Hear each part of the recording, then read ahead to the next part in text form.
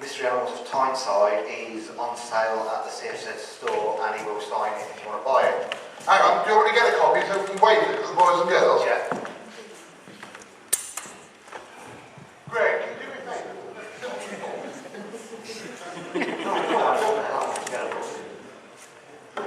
I think you should have given it a bit more enlarging up than that. Boom, boom, boom.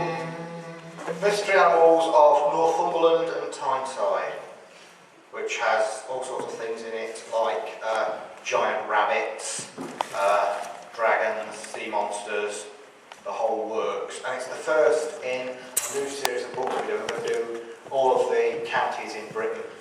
We're all going to get covered in a new series of books. What's it about? Ronan, it's called The Mystery Animals. I know you're Irish, for God's sake.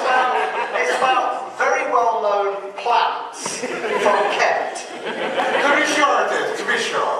Anyway, what can we say about Mike Halliwell? Mike is a docker from Solihull, and he's here today to talk about his Ultimate Crow circa 1974. Michael Halliwell.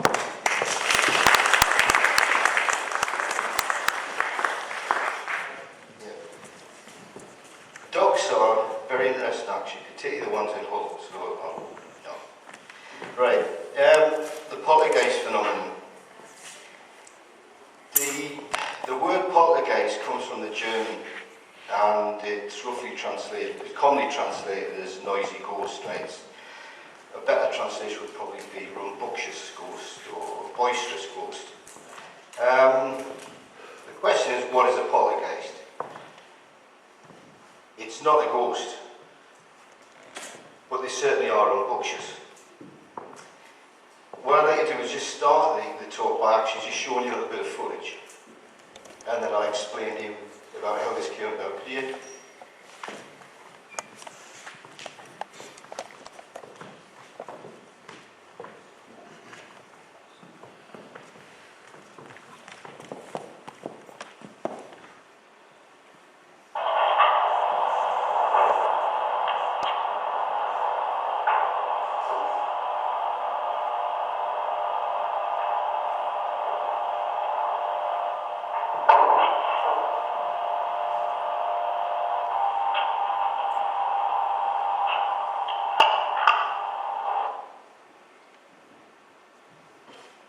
Can you show the next bit?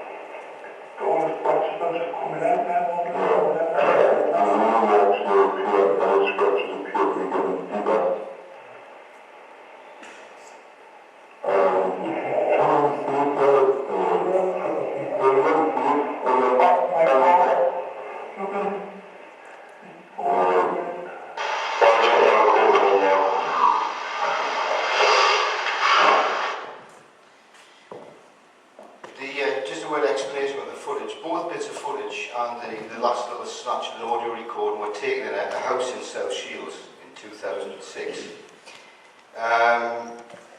I apologise for the quality of the second piece of footage, what's known as the cut footage, but I have to tell you that it's one snatch of over 4 hours of footage that we took on 4 separate occasions of cuts appearing on this man's body. A lot of the footage is actually much better than that and is probably going to be released in a documentary film. But for contractual reasons, right, we can only show you small pieces of it, right? There's sort of legal and contractual reasons for that. But that was just to give you a taster of what we hope is going to be released in full at a later time. The first piece of footage where you saw the bottle balanced rather bizarrely on the table occurred one night when I was called out of this particular house. And to give you the preamble to this, I need to tell you sort of how the investigation came about. A colleague of mine called Darren Ritson, who's, I suppose you could say, a ghost hunter from North Tyneside, another Geordie lad, he rang me up one day and said that a colleague of his had said that a friend of hers had a daughter who believed that she had a ghost in her house, and it was rather frightening. And because I knew the terrain better, I lived near South Shields, would I come along with Darren to find out what was going on at this house? And I said yes. And little did I know at the time, this was going to be the beginning of 9 months, just the maddest 9 months of my life. It was a crazy time. And basically what happened was this: we went along to this quite unspectacular terraced house in South Shields. A young couple lived in this house, boyfriend, girlfriend, a young child who was the lady of the house's son in a previous marriage. Nothing unduly strange or eerie about the house. Completely ordinary house, 2 ordinary people. The guy in the house, his main interest was football and work. The lady in the house, her main interest was looking after her family. So we said, look, well, what sort of stuff has been going on in your house then? And she said, well, it started off with just noises upstairs in the bedroom. And we'd go up and there'd be nobody there. And then we'd put things down. And when we went back later, they weren't there. And then they'd reappear where they had been before they went missing. And so we were listening to these sort of strange little vignettes from the life of things that just didn't quite add up. So by this point, we're listening to what we thought were sort of fairly typical but low-level poltergeist symptoms. We hadn't seen anything of ourselves. And then asked a sort of pivotal question. I said, so is there anywhere in the house where this happens more than anything else? She said, yes, it happens in my son's bedroom. So we said, do you mind if we take a look? No. So we all went upstairs, and the 4 of us were standing in this child's bedroom. Now I want you to imagine the room. Imagine that that's the window. Imagine that that's the door into the room. And on this wall, there is a recessed cupboard, about 2 foot in depth, about so wide, with shelves, and a wooden door. Now in this corner of the room here, to the right of the window, was a small, I think it was a Fisher-Price toy. It looked like a little kiddie's workbench, plastic hammer, plastic screwdriver, and a few little plastic nuts and bolts. And something, as we were sort of towards the door, and there's something, I don't know what it was to this day, whether it was a shimmer of light, a slight movement, something caught my eye. And as I turned my head, I was aware of something travelling very, very speedily from this corner of the room over this direction, where the 2 householders were standing. Darren was standing sort of here. And the next thing I knew, there was a sharp crack, which we later found out had been on this wooden door and leading into this recessed cupboard. And then the lady of the house winced, and she said, oh my God, that's hit me, you know. And she held out that buttock. And then we saw this plastic nut drop to the floor. Basically, this nut had flown from this side of the room, ricocheted off the cupboard door, and hit her with such force that it caused her to visibly wince. Now, we had to look at this and preclude certain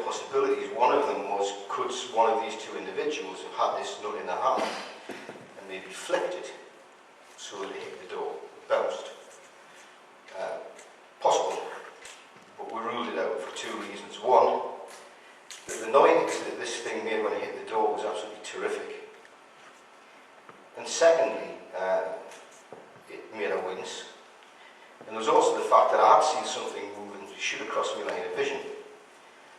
So we were quite excited about this, and this was really just a very minor preamble to what became an incredible case to investigate. Slowly but steadily, these strange phenomena within the house increased, and it became rather sinister. On one occasion, the child was in bed, and his mother went upstairs to check on him, and found him wrapped very, very tightly, cocooned as she put it, in a quilt on the bedroom floor. And over the top of the child was a plastic table. And she worked out, it's not rocket science, that this kid could not have wrapped himself so tightly and so neatly in this quilt, and then somehow placed this table over the top of himself. It just didn't make sense. He was only 3 years old. On another occasion, he went missing. There was a time when the girl's father was at home with her, and they were standing on the path outside, and all of a sudden, a coffee mug just smashed to smithereens on the pavement. He immediately looked up. There was no windows open. Somebody later suggested, could somebody not have thrown it over the roof from the front of the house? Possible. But the remains of the coffee mug, right, were actually about 9 inches from the wall. Now, if you think of the trajectory they would have to have, it wouldn't have landed near the house, not that close. And as these things escalated, excuse me, Darren and I got called in. Darren rang me, we went down to the house, and we said that we would try and find out what was going on. Things slowly got worse. They both became very distressed. And on one occasion, it was just before midnight, I was called out to the house. And I got in a taxi, grabbed my stills camera, took that with me. I was down there in about 15 minutes. And when I got there, she was very upset, and she said, "It's a tackling." And I looked at her boyfriend, and he lifted up his t-shirt and was covered in these welts, which we'll have photographs of. Excuse me, the photographs you'll actually see, and this is important, are different to the welts you can see on his body at that point, on the footage. And what had actually happened was that he felt a burning sensation on his body, and his girlfriend had said, "Well, lift your t-shirt up." And she just said, "My God, you're cut." And so I photographed these cuts when I got there, because I know from experience that poltergeist cuts have a habit of appearing very rapidly and spontaneously, and disappearing just as rapidly. So I wanted to get some photographic evidence, so I photographed these cuts. And they disappeared very rapidly, right? And in the space of an hour, there was virtually no sign on his body that there had been any damage. And then we heard noises upstairs, and we went upstairs in the bedroom. And then he felt this burning sensation again. So I told him to lift his t-shirt up, and I started to film. I wouldn't have his stills camera, but it has a very crude video clip facility. And the light in the room is not very good. There was no bulb in the overhead socket, we only had a little table lamp. This is one of the reasons why the footage is not particularly good on that occasion. And I filmed these cuts appearing. He went to the bathroom, doused himself in water because he said he felt he was burning. And we then went into the master bedroom, and we found when we got in there that the carpet was now rolled up and lying over the top of the chest of drawers. And the room had been basically trashed. Now, we'd been in the room next door and had absolutely nothing, not a thing. We then went back into the child's room in the space of about 45 seconds, and it had been trashed. There was, we actually have an audio tape you can actually hear, which is quite chilling. The lady's reaction when we went into this bedroom, and she said, "My God, everything's moved, everything." And she said, "Look, it's thrown a cup of juice on the floor." Someone had a plastic beaker full of juice, and there was a stain. And I bent down and I touched this wet patch, and I smelled it, and it was urine. And it wasn't there when we were in the room, less than a minute earlier. family were so distressed that they pleaded with me not to go home. They asked me if I would stay overnight. They decamped to the living room, which was sort of the one relatively poltergeist-free area in the house, and I stayed in the dining room. And I had a bottle of mineral water, and I looked at it, and there it was, as you saw on the footage, bouncing on the side. So there's actually 5 bits of footage, that's just one. And on each one, I kept, you know, everybody who investigates paranormal knows that catching stuff on film is just notoriously difficult. You know, it just never works, right? Afterwards, you find out that the pictures don't come out, or, you know, it never happens. It's like butter, it just slips through your fingers. But on this occasion, I kept filming, and I did about 5 clips of about, you know, maybe 30 seconds each or whatever, this bottle just bouncing, me pushing it and prodding it. And eventually I pushed it, you can see, and then it just fell over. I have no explanation for it. Then we managed to set up a very crude means of communication with the poltergeist. Well, I'm saying we managed to set it up, we didn't actually. It was stumbled upon by accident. The lady in the house, her son had a doodle board, one of these little sort of plastic boards where you can write on it with a stylus and then erase it by moving a handle on the bottom. And one day she found a message on this doodle board, and it just said, "Die, you bitch." And she was obviously very distressed. So she erased this message, she put it in the toy cupboard in the room, and shut the door. She went downstairs, told her boyfriend, they came back upstairs. And as they entered the room, they heard a bang from within the cupboard. So they went inside, and there was another message on the board, which was quite obscene, and it was obviously directed to this woman in the house again. So she asked the question, "Who are you?" And she wrote it on the board, and she put it in the cupboard. There was another bang, she opened the cupboard, and it just had a name on, Sam. So when she told us about this, we went over and we tried to see if we could talk with him. And the answer we got was no, no, no, no, no, no, no, no, no, no, no, no, just written ad infinitum on this doodle board. Didn't want to speak to damn right. It left a message for us later on, and it said, "Get out now while you still can." There was other sort of threatening, intimidatory messages. Poltergeists are very creative in the way that they adapt themselves to the circumstances that they find themselves in. And this one did it by using mobile phones. It had already established a bit of a track record of stealing mobile phones that were on the ground floor of the house and taking them upstairs. And it started to send text messages to the lady's phone, very threatening messages. And how we know there was something distinctly paranormal about this, if I give you one example.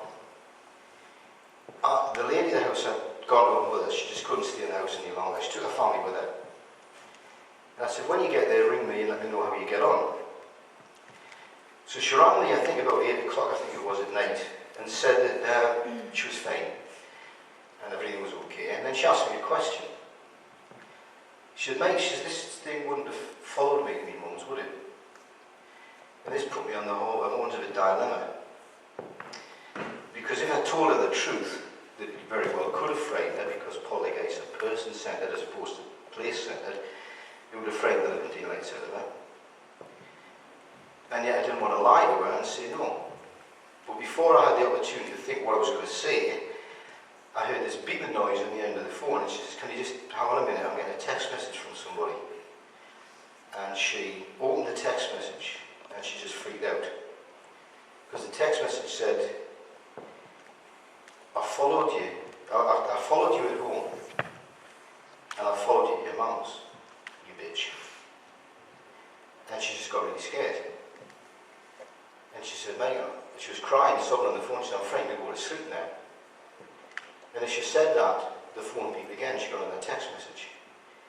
And it said, "I followed you when you're awake, I'm coming for you when you're asleep. Tonight is the night you die, you effing bitch." Or words to that effect. So she was completely paranoid by this time. And the weird thing was that it was responding, these text messages were responding to things that we had just said in the conversation seconds earlier. Now, how you can sort of fake something like that, I really don't know. But there are historical parallels. There was a case in Northern Ireland Southern Ireland, where a poltergeist, police officers were called to his house.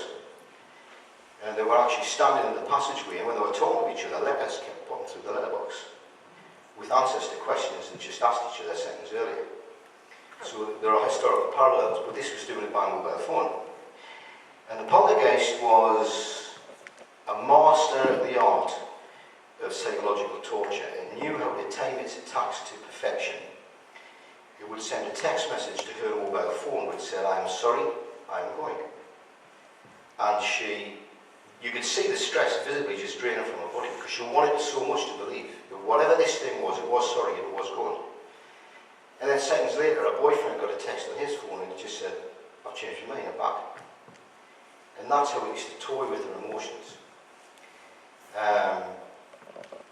We sent copies of the Doodlebore messages, photographs, to graphologists, both in the United Kingdom and in the United States. And the analysis we got back was stark and chilling concerning the personality of the person behind the writing.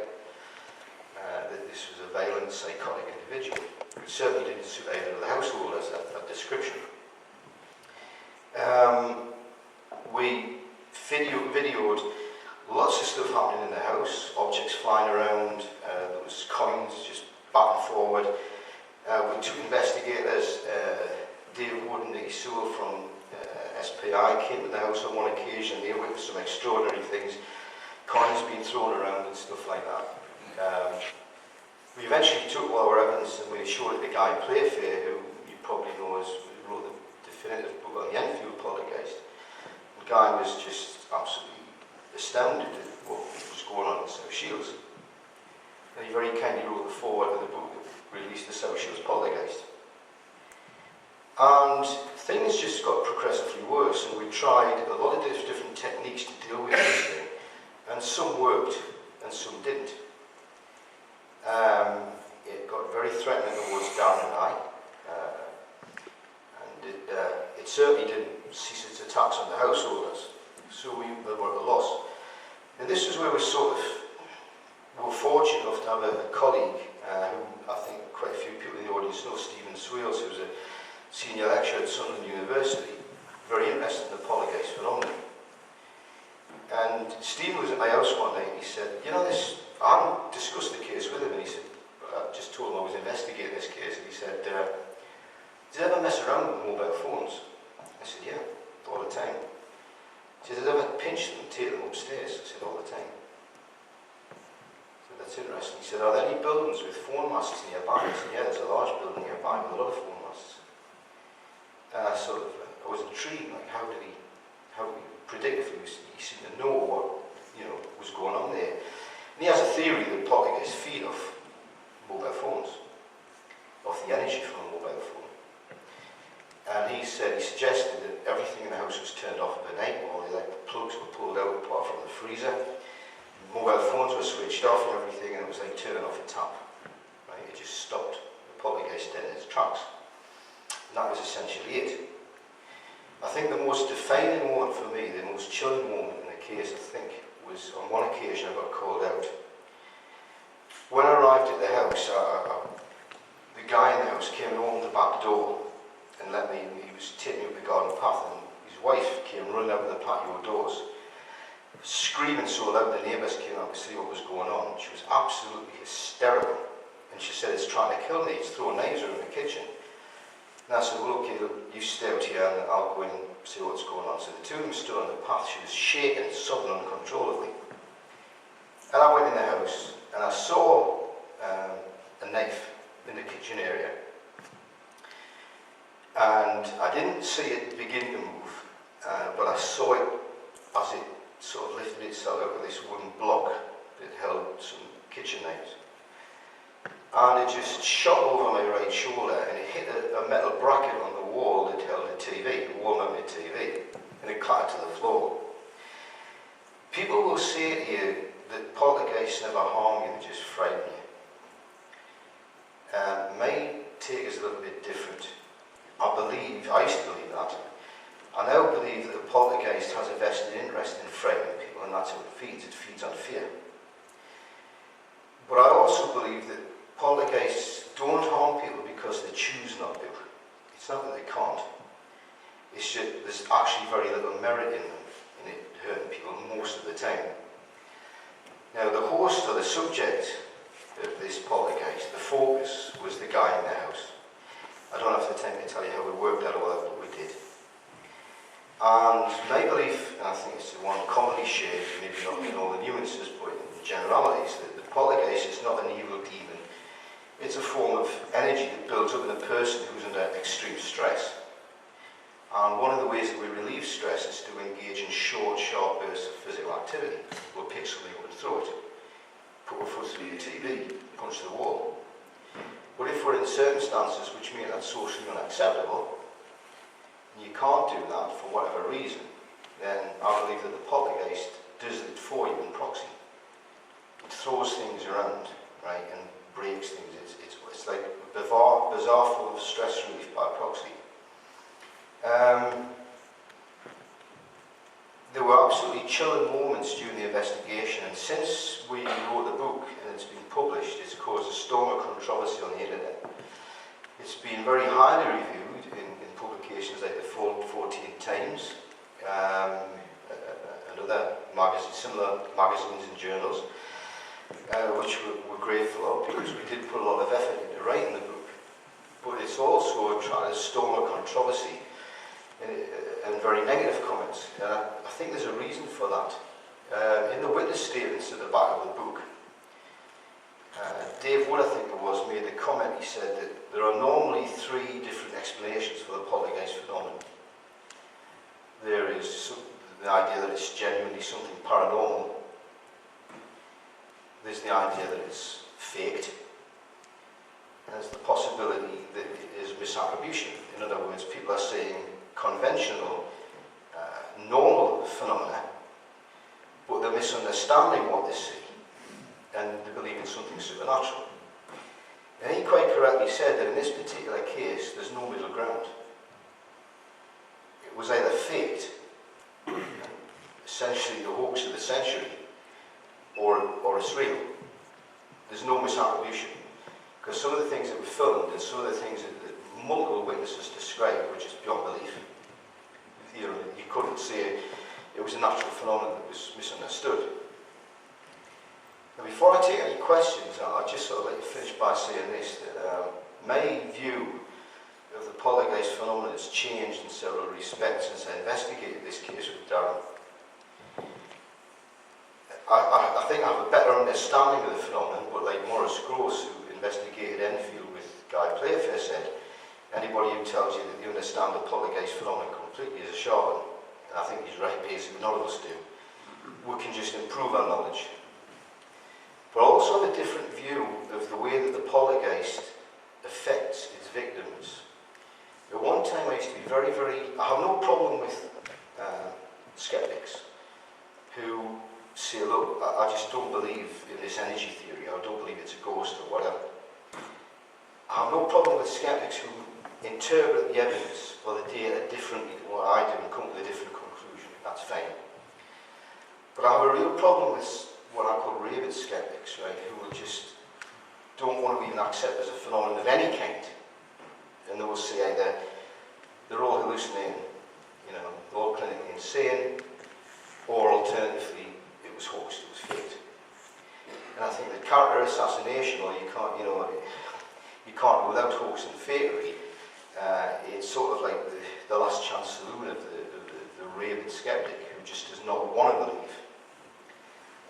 And when you see that essentially the most vile effect that the phenomenon has on individuals who are suffering from, you see people sitting there with their heads buried in their hands. And I don't want to sound overly dramatic, but literally just sobbing, tears rolling down their arms. You know, they're just in the middle of this nightmare, they don't know how to cope with it. Guy Playfair, in his introduction to our book, said, you know, there is no emergency poltergeist service. You know, you can't just ring 999 and get the poltergeist guy out. You know, victims rely on researchers to go in and help them as best as they can. So, I find myself now, I don't have the patience, I'm not as civil with the arch skeptics or the raving skeptics as I once used to be. One time somebody used to say, no, it's all a balloon. load of rubbish, no such thing as a poltergeist. I would say, well, you know, I respect your opinion, you know, and appreciate that. But I don't have to share your ideas, you know, but you know, you can tell your opinion, but in a democracy. That was very civil. I'm afraid now I'm not so civil. I tend to say to people who say, look, it's all a load of rubbish. I say, look, just shut up. You know, you weren't there. You didn't see the horrible effect it had on the victims. You don't know what you're talking about. You're not an eyewitness. So, you know, I'm sorry, but, you know, come up with something sensible. Or just shut your trap. You know, that may sound very pleasant, maybe some very professional, but that's the way I feel. Because my judgment's been coloured by the appalling effect of this phenomenon that I've seen on its victims. On a positive note, I would say meeting a poltergeist of that sort of ferocity, you've probably got more chance of being struck by lightning twice, so I wouldn't worry about it. But it is very, very real. And if there are any people in the audience sitting who are thinking to themselves, I think it's a load of tripe, you know, believe me, right? I'm not being offensive to you when I say that you really do not know what you're talking about, you know. The poltergeist phenomenon is very, very real. How you interpret it, what you think it may be, that's fine.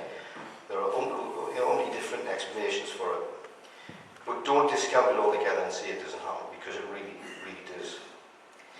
Anybody have any questions? Richard, in fact, have I got Aurelia, my dear, having thrown all the small children out, you are once again with my microphone running around with me.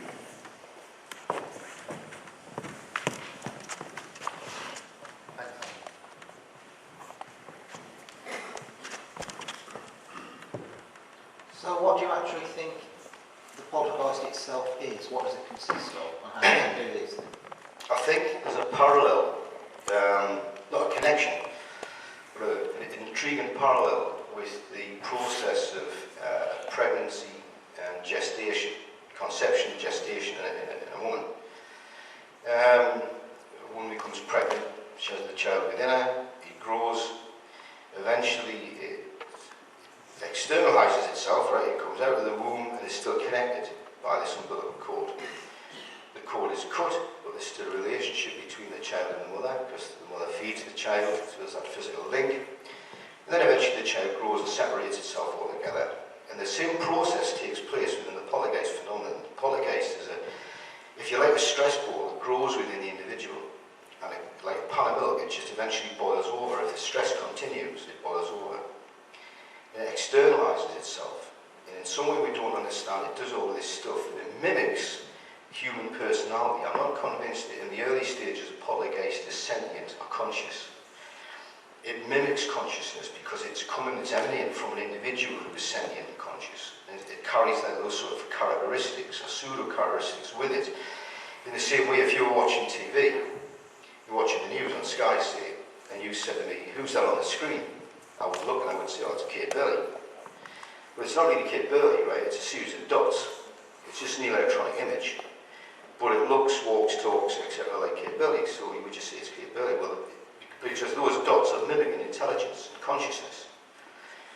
And I think the poltergeist does the same thing. It carries the essence of the individual with it and mimics that consciousness, so it acts like an independent conscious entity. Now I think in the latter stages it can separate itself and it can take on a personality and a sentience of its own. And that's, I think, when you've got big, big problems, you know, because dealing with it is far more difficult. But essentially I think it's a form of stress energy that's externalized. So what does it happen to everybody that gets stressed then? I think, I can't give you a sort of definitive answer to that, you know what I mean? I honestly don't know, I mean, that's a short answer, but I think I have one or two thoughts on the matter. I think that there are a peculiar set of circumstances that contrive to produce a poltergeist, because if it was just as simply as, you know, stress, then we'd all have one, you know, the world would be full of them. More poltergeist people. But what I do think happens is that if the stress is protracted and you have an individual who has a history of stress and maybe also a history of one or two sort of like psychic phenomena occurring around them or whatever, even if it's only very sporadic, that in some way they have a predisposition towards poltergeistry, if you like. and that's about as much as I can say, right? That some individuals seem more prone. Same way as some individuals are more prone to getting cancer, some are more prone to getting diabetes or whatever. It's just some individuals are more prone to the poltergeist infestation. Steve Jones. Yeah, I was very interested, Michael, what you said about the radio mast nearby, because I've come across that in investigations I've done. But I just wondered, and we had a bit of discussion earlier, whether this house is sort of in a high water table area or anything like that as well. Right, no, it's not. I mean, we did look at the geographical area. It's basically built on the site of an old mining pit, an old mine, coal mine, but not on the site of any buildings or part of the main structure. It was simply within the grounds, if you like, of the mine. There was nothing existed on that site before, at least in recorded history. There is nothing unusual about the area geographically, right? We couldn't find any evidence of any anomalies there that you may think, oh, well, maybe there's some correlation there, you know. So no, we didn't come up with anything. The only thing I can say to you is that on one occasion, Darren and I had a meeting in my study, and we were actually, I had a large copy of Hodgson's History of South Shields, right, which is a huge weighty tome, and we were looking through this to see if we could find anything about the history of the area in Hodgson's, which is the definitive work on South Shields. And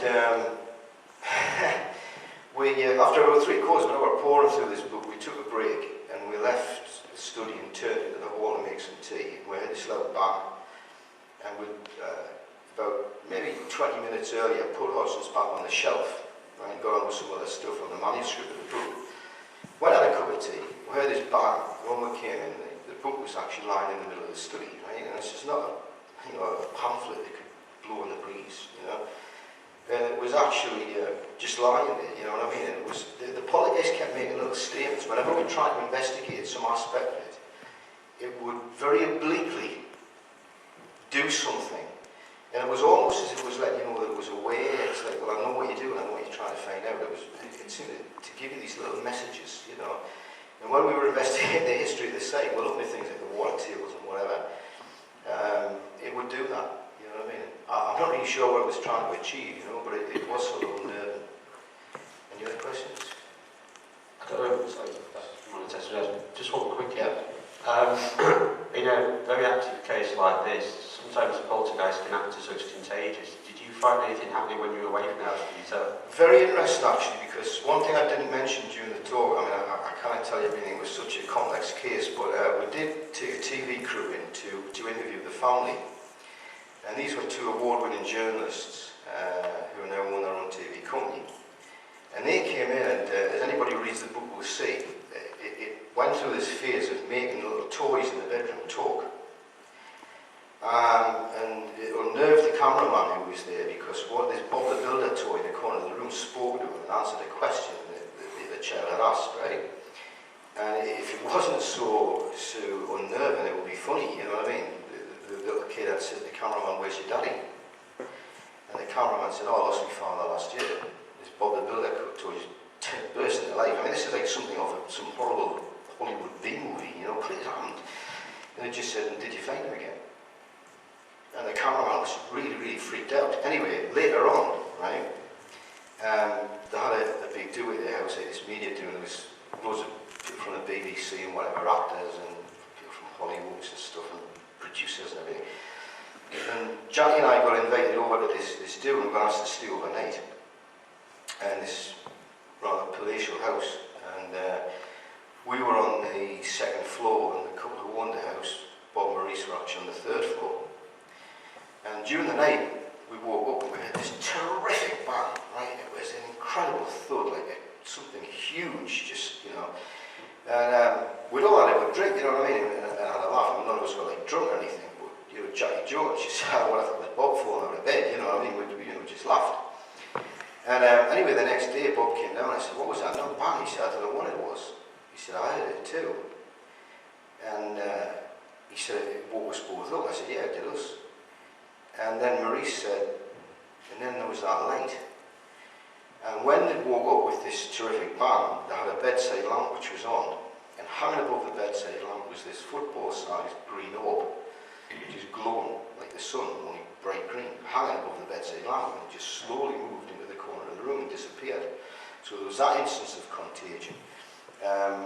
Darren had one or two experiences. There was one where he heard somebody coming down the stairwell in his house, and he thought it was his wife.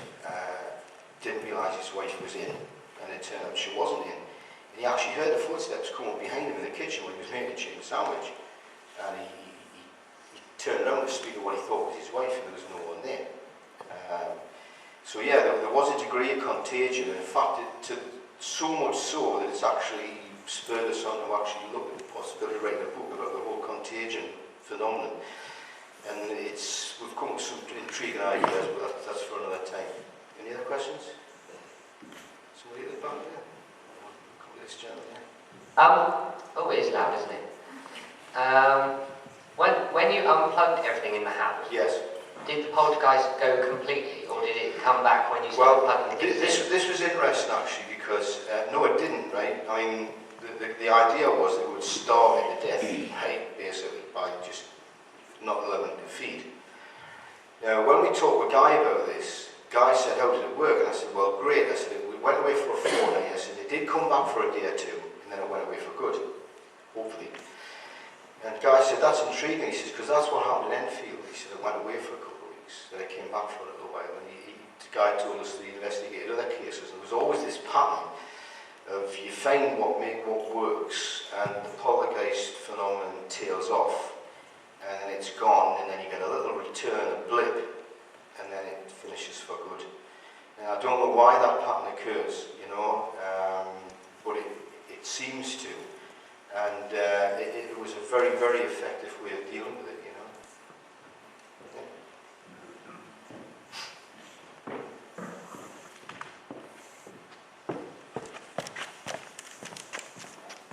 There's one aspect of all of this that really intrigues me, which is the text messages. Now, text messages from a phone are treated by the company more on the lines of Internet Protocol messages. The routing behind them is Internet Protocol. There's no quality of service for text messages. If you send a text message, the mobile phone company does not guarantee that it will get there. They don't guarantee that it will get there in set time. It might get queued, and if the system's busy, it will just throw it away. Right. So, Which we all know that will cost. yes, so you cannot actually say, I'm going to send a text message now, and it will arrive at the far end in X seconds, Right. X seconds plus 50, it'll arrive at all. You can't say that. What you can say is that the device originating it will be noted, will be logged, and things passed through the company's networks will be known. And more to the point, all of their internet infrastructure will be time synchronized, Yes. so it will be synchronized to within milliseconds or better. It just makes investigating faults a lot easier. So, did you ever find out what was originating the text messages? Yes. What we did find out was that the majority, or certainly not all of the text messages that were received by the lady in the house were seemingly generated from her boyfriend's mobile phone. So what we did was we took his phone, right, because anybody who reads the book will see, right, we did go through a period where we suspected that he may have been involved in some trickery. Now I have to say, and I must emphasise this before you all go, aha, right, it must have been him then, right, but this was not on the basis of any evidence whatsoever. It was a reading of this guy's personality, right, he was a bit of a jackal, a bit of a joker, and we thought, you know, you could just sort of picture him maybe doing some of this stuff for a laugh, you know. It turned out that was horribly wrong, right? He certainly wasn't responsible for it. But the messages were predominantly coming from his phone. So we took the phone, we took the battery out, took the SIM card out, and we had them on the table in front of us. And as the conversation was going on, she was still getting text messages from her phone. And somebody said, yeah, well, you know, you can program a computer to send a message to a mobile phone, right? As if it's coming from the phone. It's not, it's coming remotely from the PC. But the point was the messages were referring to things that we were talking about at the table, you know. The girl in the house would ask a question of us, and all of a sudden the phone would beep, and there would be the answer in a text. It was as if something was listening to the conversation and within a millisecond just sending a text message to her phone, you know. And it did strike us as odd, like how could it time it to perfection? Because as you quite rightly say, you can't do that You cannot. with a text, yeah, but You for can what? try. Somehow Certainly it, right, whatever it may be, did it. And was sending these text messages to perfection, you know what I mean? And it was timing them perfectly to cause the maximum damage. Sorry? What time of day was this? It was all times of day and night. Predominantly, though, the text message times, I mean, I don't know when we look at this, I'll have to go back through the book and look at the times. Because they're all, I think predominantly the text message was sent sort of maybe mid-afternoon to mid-evening time would be mostly when they were sent. I don't remember any late at night, and I don't recall any sort of very early in the morning. Maybe some in the book, I'd have to go back through It's it. all right. From my experience of working for internet companies, your peak usage is fairly flat during the day. Minimum usage on internet sites is 6 a.m. Starts to pick up a bit through the day. Really picks up about 5. Peaks at 10 o'clock at night. Yeah. So you would expect that text messages would follow a similar sort of curve. So given that the internet company, the comms company's systems would be expected to cope with standard load and a bit more, it wouldn't be sending things at a loaded time. So you Well, this could was expect fairly rapid This was response. a master of the art, you know, it really was. Well,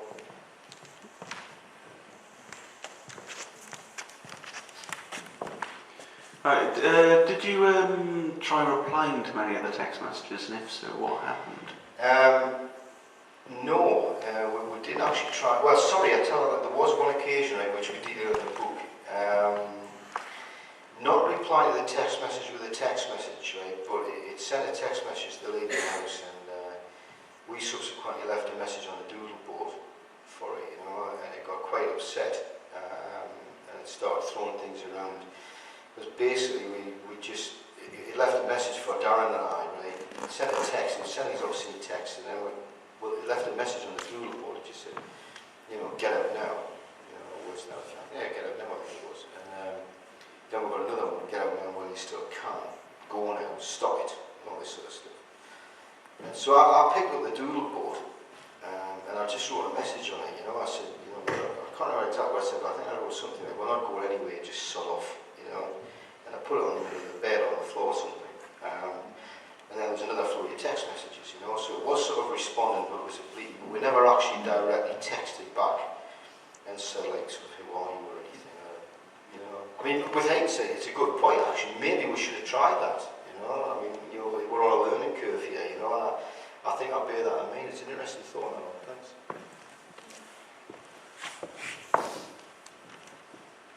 Did you get any sense that the personality or whatever, the poltergeist, was a regional thing? I mean, did it seem like a northeast thing? Because I had this idea that, you know, Very good the upper question. classes Yeah. have ghosts and the lower classes have poltergeists. But often they're far more kind of lucid and creative and witty than the people they're surrounded by. Yeah. I wondered how... We did actually, and there was one thing only, that led us to believe that it was, right? And this, it was a very sort of intriguing time, because this one little pivotal fact, this minutiae, right, led us not only to conclude that there was a regional connection to it, but also to totally reappraise the nature of the beast. It left a message, right? When the lady in the house was engaging in this crude form of communication with the doodle board, you know, it would write something, she would reply, put it in the cupboard, bang, another message, and so on.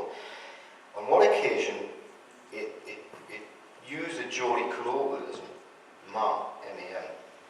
You know, and I've noticed sort of further south, you go more people tend to say my mum, right? Up north, it seems to be mum, you know.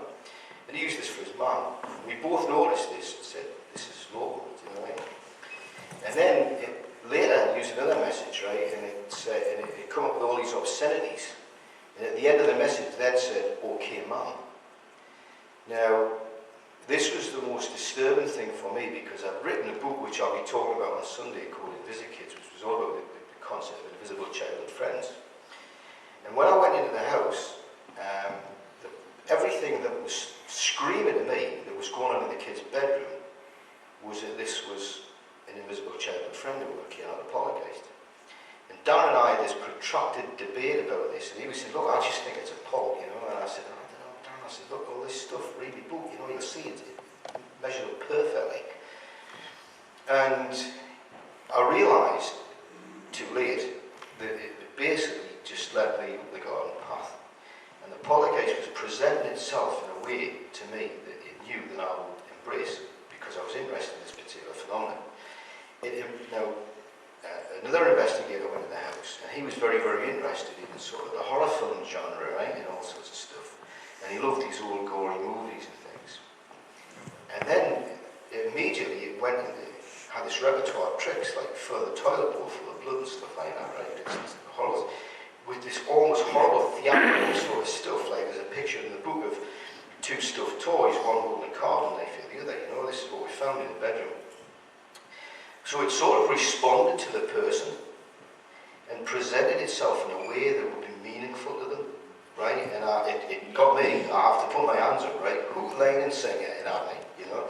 Well, yeah, there was a regional connection, and I think my take on that is that the guy in the house, local lad, Geordie lad, the poltergeist is an interesting connection between the personality of the pulp and the personality of the host. The two are intertwined, you know, almost like emulsified, actually. And I think it's hard to know which is mirroring which, but there definitely was, in some way, that I can't explain the regional connection here, you know. Right at the back, I can't.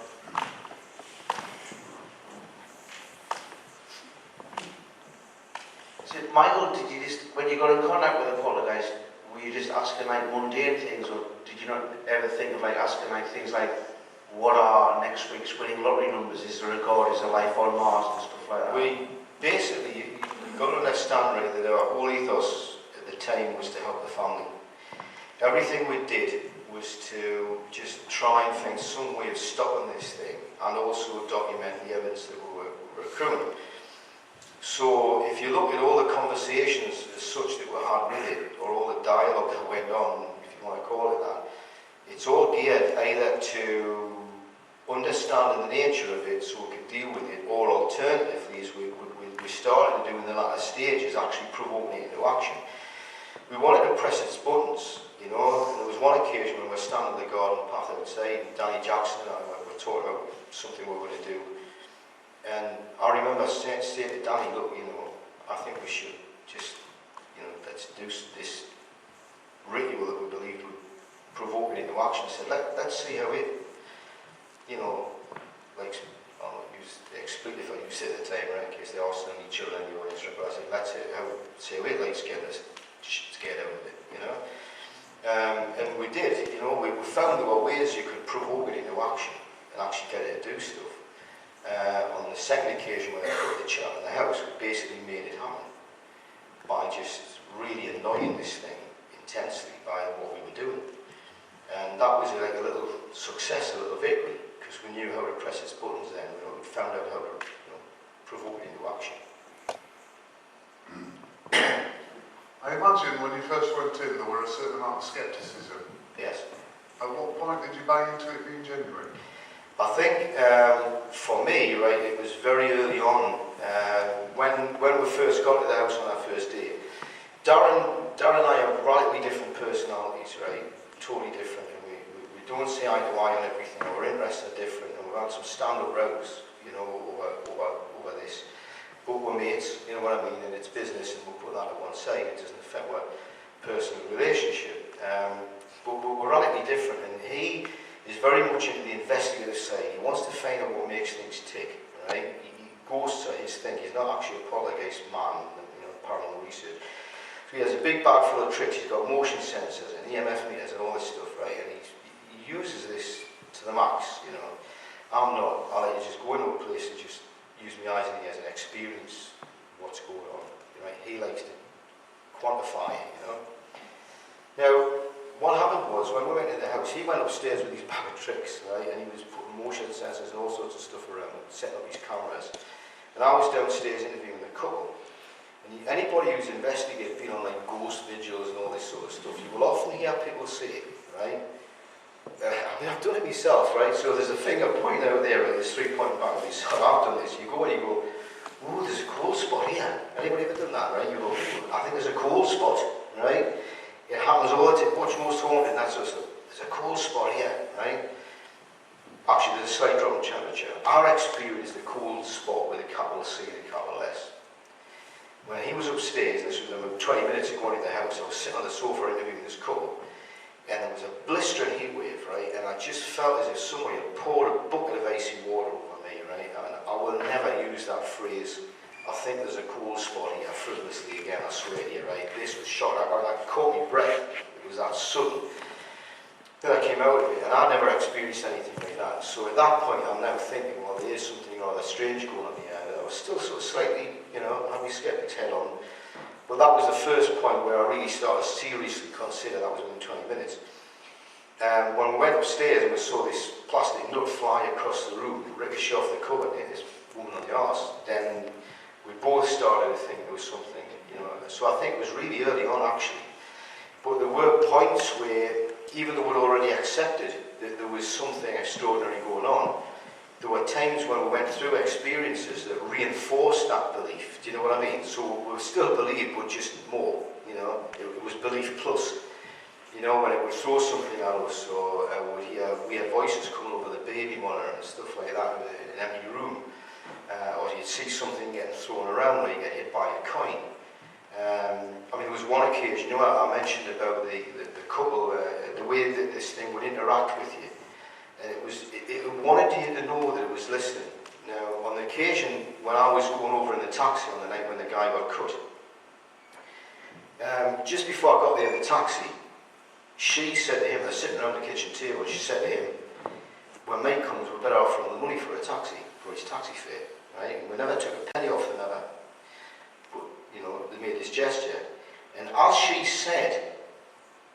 actually said to him, we need to offer him the money for his taxi fare, a crumpled up £10 note come flying out of the kitchen and actually hit him on the head and landed on the kitchen table, you know. It was its way of just letting you know, look, I'm here and I'm listening, you know.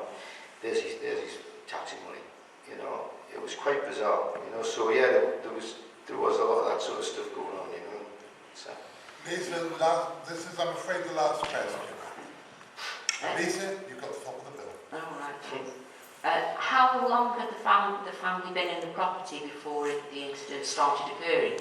I'm just wondering whether there's any correlation with the small child coming into that house. Right, very briefly, I think she had, the only other tenant in the house, the previous owner, was an elderly lady.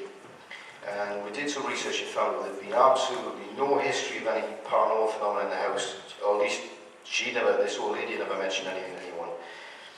She moved in with her then husband and her son, who was just a baby at the time. Then they got divorced and he moves out, and then the new boyfriend moved in. Now, it started to happen around the time this guy moved in, the new boyfriend, right? Almost exactly the same time. And that was one of the things that made us think, well, maybe, you know, it's him. And it was him, not in the sense of faking it, but we believe he was the host and he basically kicked it off, you know, he sparked it off, you know. The child in the house, fortunately, was left alone most of the time, apart from two instances where they took him out of the bed and one time hid him in a wardrobe. Which was really quite scary because they couldn't find the kid and it was in this wardrobe in their room, right? The kid wrapped up in a quilt, and, you know. So, but anyway, thanks very much for listening. As I say, I didn't want to sound too blunt before, but I'm you know, being a little bit hard on those of you who may think it's a little rubbish. I'm not saying don't reinterpret the data and come to your own conclusions, even if it's a conclusion that tells you it's something perfectly irrational, normal that's going on, that's fine. What I'm asking is, don't discount it altogether. For the simple reason, right, that if you say it's a load of rubbish and you're condescending and very sort of sarcastic towards it, bear in mind, every time you do that, you're heaping coals of fire, literally, well not literally, sorry, metaphorically, upon the heads of people, right, who are really, really suffering by one of the world's most bizarre and most disturbing enigmas. You know? Thank you very much.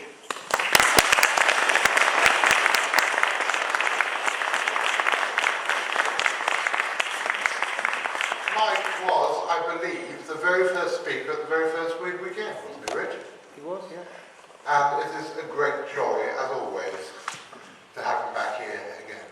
And I'd like to give a shameless plug to his book, the South Shields Poltergeist. Fantastic book. And I'd like to give an even more shameless plug to this one as we published it. And I'm sure if anybody wants to buy copies of Mike's other book, The Mystery Animals of Northumberland and Tyneside, he'd be quite happy to sign them for you. And if you fancy coming up at the end of the evening, just to have a chat to Mike, to carry on talking about the poltergeist, and recommend to buy a copy of his book, I'm sure he'll be quite happy so to do. Mike, I've got another job for you. Raffle ticket time. I was going to say it's the pink ticket, they're all pink tickets. 166.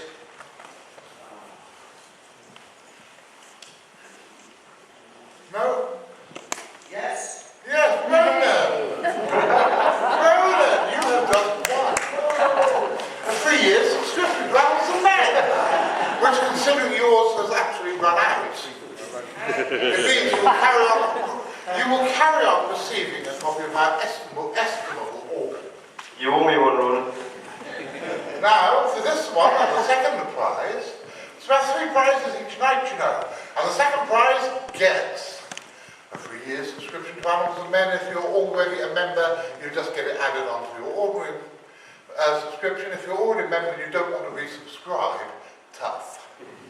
But you also get a copy of a very, very limited edition of t-shirt, because although I have to admit, I've admitted to a couple of people in the audience tonight, that the reason that we have no black and red and white CFZ t-shirts really on sale this year is I completely and utterly forgot to put in an order for them. They will be back on sale again soon. But the limited edition t-shirts that were made by Capcom to sponsor our expedition to Guyana will never ever be repeated. So you're going to have one of those and a 3-year subscription to Amazon Men. And what is the ticket number, Sam? 151. Brilliant. And, by the way, you guys have got to come up and talk to my lovely wife about this, because all year I've been saying I'm going to write these things down and produce a voucher. And I completely forgot to do that as well. So you just have to, I'm not actually sure why you two have come up. You know, this is the Oscars, you know. You don't have to make an acceptance To show you that I had the correct ticket. Ronan, you are a man above reproach. Of course you've got the correct ticket. However, you are Irish. You might have held it the wrong way up or something.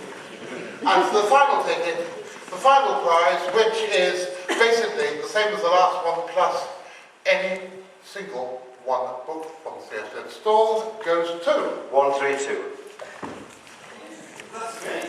Who said that? That's who? It's the Duke with the hats.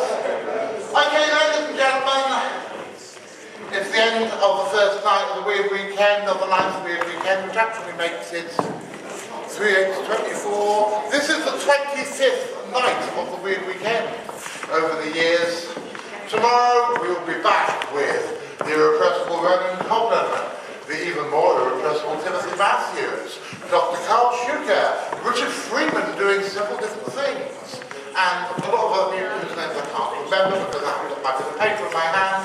So until then, tomorrow, doors open 10 o'clock, we start at 11:30 with a little walk by me and Richard.